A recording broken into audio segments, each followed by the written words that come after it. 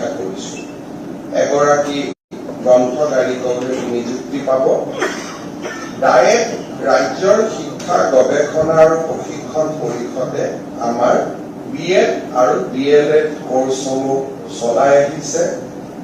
অধ্যাপক অধ্যাপিকাৰ অসুবিধাৰ বাবে গোৱালপাৰাকে ধৰি কেইবাখনো BEd কলেজ আজি আমি এক প্ৰকাৰ সংকটৰ মাজেৰে পাৰ হৈছো। কাৰণ NCERT ৰিকগনাইজেশ্যনৰ বাবে যিমান অধ্যাপক অধ্যাপিকা লাগে আমি নিযুক্তি দিব পৰা নাছিলো। আজি 7 গৰাকী প্ৰাৰ্থীক আমি ডায়েটত নিযুক্তি দিছো। এই গোটেইকেইটা নিযুক্তিয়ে আমাৰ বাবে খুব ইম্পৰ্টেণ্ট, বিশেষকৈ ইঞ্জিনিয়াৰিং কলেজত হোৱা নিযুক্তিখিনি। অসমৰ সংবাদ মাধ্যম ইয়াত উপস্থিত আছে। নিযুক্তি পোৱা প্ৰতিগৰাকী ছাত্ৰ ছাত্ৰীয়ে খাঁটি অসমীয়া। মাজে মাজে সংবাদ মহলে এটা নিউজ চলায় যে অসমত PRCৰ ব্যৱস্থা পৰিত্যাগ হৈছে, অমুক হৈছে, সেইকাৰণে অসমত বাহিৰৰ পৰা অহা ৰাজ্যৰ যুৱক যুৱতীক ৰঙা দলিচা পাতি দিয়া হৈছে। অনৰ্থক বহুত নিউজ চলায়।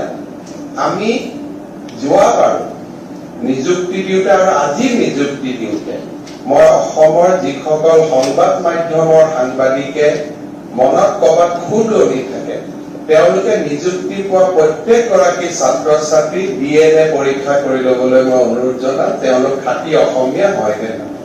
অৰ্থাৎ আজি আমি ৰাজ্যখনত আমাৰ চৰকাৰ আৰম্ভ হোৱাৰ পিছত 97,454টা আমি নিযুক্তি দিয়াৰ প্ৰক্ৰিয়া আজি শেষ কৰিলো। অৰ্থাৎ আজি 41 গৰাকী যদি আমি হিচাপ কৰো, আমাৰ চৰকাৰ অহাৰ পিছত নিযুক্তি পোৱা লোকৰ সংখ্যা 97,454লৈ বৃদ্ধি পালে। আৰু আমাৰ ৰাজ্যত ইমান সংখ্যক বৃহৎ অসমীয়া যুৱক যুৱতীৰ নিযুক্তি আগত কেতিয়াও হোৱা নাছিল, গ্ৰেজুৱেশ্যনৰ পৰা 4ৰ্থ শ্ৰেণীলৈ। ইয়াৰ ফলত আমাৰ লাভ কি হৈছে? পৰিয়ালকেইটা উপকৃত হৈছে, যুৱক যুৱতীসকল উপকৃত হৈছে, সেই এটা চাই। আন এটা হৈছে যে নিযুক্তি মেধাৰ ওপৰত হোৱাৰ কাৰণে নতুন প্ৰজন্ম স্কুল কলেজত পঢ়িবলৈ আৰম্ভ কৰিছে। আজি আমাৰ স্কুল কলেজত এটেণ্ডেন্সৰ সংখ্যা বাঢ়িছে, স্কুল কলেজত শিক্ষাৰ পৰিৱেশ ভাল হৈছে। আৰু দেউতাক মাকেও এতিয়া বিশ্বাসেৰে সৈতে ল'ৰা ছোৱালীক ক'ব পৰা হৈছে যে তহঁতি পঢ়িলে চৰকাৰী চাকৰি পোৱাৰ সম্ভাৱনা আছে। আগতে যেতিয়া দেউতাক মাকে ল'ৰাক কয় যে তই পঢ়, ল'ৰাই কয় পঢ়ি কি হ'ব, চাকৰি পাম জানো, টকা নিদিলেতো চাকৰি নাপাম, তোমাৰ টকা আছে জানো, তোমাৰ টকাটো নাই, গতিকে তুমি ক'ত চাকৰি পাবা। কোনোবা মুখ্যমন্ত্ৰীৰ ল'ৰাই চাকৰি পাব, মন্ত্ৰী ল'ৰাই চাকৰি পাব, কোনোবা বিষয়াৰ ল'ৰাই চাকৰি পাব, ব্যৱসায়ী ল'ৰাই চাকৰি পাব। দেউতা তোমাৰতো পইচা নাই, তুমিতো ঠেলা চলোৱা, তুমিতো ৰিক্সা চলোৱা, তোমাৰতো খেতিয়ক বা তুমিতো ঘৰত তুমি ঘৰুৱা কাম কৰা, তোমাৰ উপাৰ্জন এইখিনি, তুমি মন্ত্ৰী MLA দিবৰ কাৰণে তোমাৰ লগত 20 লাখ টকা আছে জানো। সেই প্ৰশ্নটোৰ দেউতাক মাকে উত্তৰ দিব নোৱাৰিছিল আৰু ল'ৰা ছোৱালীক পঢ়াৰ প্ৰতি যিটো ধাউতি থাকিব লাগিছিল সেই ধাউতিটো কমি কমি গৈ আছে। আজি আমি প্ৰমাণ কৰিলো যে নহয়, মেধাৰ ওপৰতো নিযুক্তি দিব পৰা ৰাজনৈতিক শক্তি অসমত আছে। বহুত ল'ৰা ছোৱালীয়ে কেতিয়াবা কয় যে আমি মেৰিটত নিযুক্তি পাইছো, চৰকাৰৰ লগত ইয়াত কি কথা। ৰাজনৈতিক নিযুক্তি দিব আটাইতকৈ সহজ। লিষ্টখন মোৰ অফিচত টাইপ কৰিব লাগে, অফিচাৰক পঠাই দিব লাগে, এপইণ্টমেণ্ট দি দিব। মেৰিটত নিযুক্তি দিয়া আটাইতকৈ কঠিন কাম, কাৰণ এই নিযুক্তি প্ৰক্ৰিয়াত জড়িত থকা কোনেও নিজৰ ফুলখালী একজনকো চাকৰি দিব নোৱাৰে, নিজৰ ভায়েক চাকৰি দিব নোৱাৰে। গতিকে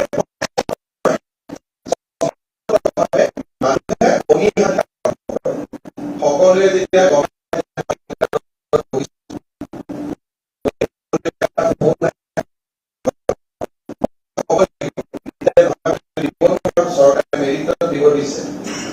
সেই মানুহজনে ফেমিলিৰ পৰা এক প্ৰকাৰ আঁতৰি আহিব।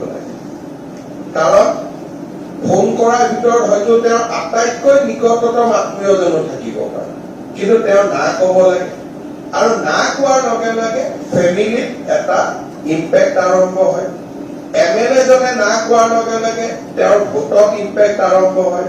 মন্ত্ৰীজনে না কোৱাৰ লগে লগে MLA জনৰ সন্মুখত তেওঁ অপ্ৰিয় হ'ব লাগে আৰু মুখ্যমন্ত্ৰীজনে না কোৱাৰ লগে লগে গোটেই পলিটিকেল চিষ্টেমটো তেওঁলোকৰ বিপৰীতে যাব আৰম্ভ হয়। গতিকে নিযুক্তি দিয়া প্ৰত্যাহ্বান আৰু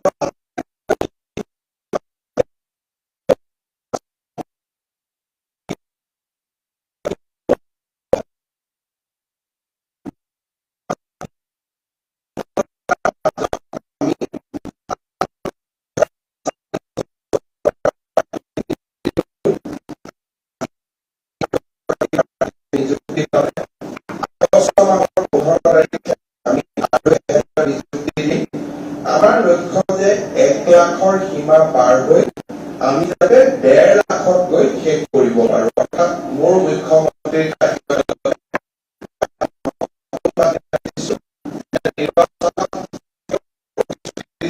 কিন্তু 1.5 লাখত গৈ শেষ কৰিব। 5 বছৰ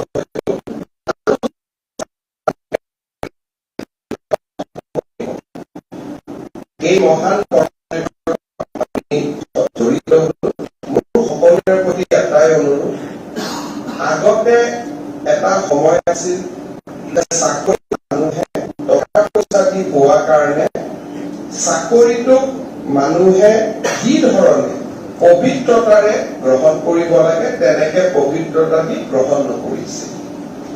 আজি মেৰিটত চাকৰি পোৱাৰ পিছত আমাৰ নিজৰ কামটো বা আমাৰ নিজৰ কৰ্তব্যটো আমি অত্যন্ত পবিত্ৰতাৰে সৈতে গ্ৰহণ কৰিব লাগে। অধ্যাপক অধ্যাপিকা এটা জেনেৰেশ্যন আছিলে, অধ্যাপক অধ্যাপিকা তাক সকলোৱে সন্মান কৰিছিল। মাজত এটা জেনেৰেশ্যন আহিলে য'ত প্ৰশ্নবোধক চিন আহিলে। যেতিয়াই মই টেটৰ শিক্ষকৰ নিযুক্তি দিওঁ বা কলেজৰ অধ্যাপক অধ্যাপিকাৰ মই নিযুক্তি দিওঁ, মই এটাই কথা সকলোকে অনুৰোধ কৰো যে আমাৰ বৃত্তিটোৰ ওপৰত অধ্যাপক অধ্যাপিকা শিক্ষক শিক্ষয়িত্ৰীৰ ওপৰত যাতে ৰাইজৰ আস্থা উভতি আহে, সেইকাৰণে আমি সকলোৱে যাতে অত্যন্ত পবিত্ৰ মন লৈ ছাত্ৰ ছাত্ৰীসকলৰ কল্যাণৰ বাবে এই কামত যেন আমি নিজক নিয়োজিত কৰোঁ।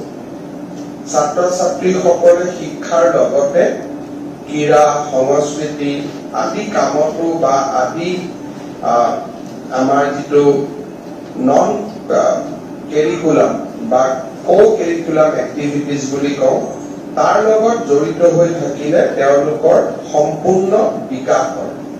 যিসকল অধ্যাপক অধ্যাপিকাই NCC কৰিছিল, খেলা বা সংস্কৃতিৰ লগত জড়িত, তেওঁলোকে যেন শিক্ষাৰ লগতে নিজৰ নিজৰ যিবিলাক সুপ্ত প্ৰতিভা আছিল, সেই সুপ্ত প্ৰতিভাবিলাক ছাত্ৰ ছাত্ৰীসকলৰ লগতে আগবঢ়াই লৈ যাবৰ বাবে চেষ্টা কৰে। কলেজৰ ক্ৰীড়াৰ জগতখনত, কলেজৰ সংস্কৃতিৰ জগতখনত NCC, নেভি, এয়াৰফৰ্চ আমি সকলোৰে লগত জড়িত হ'ব লাগে।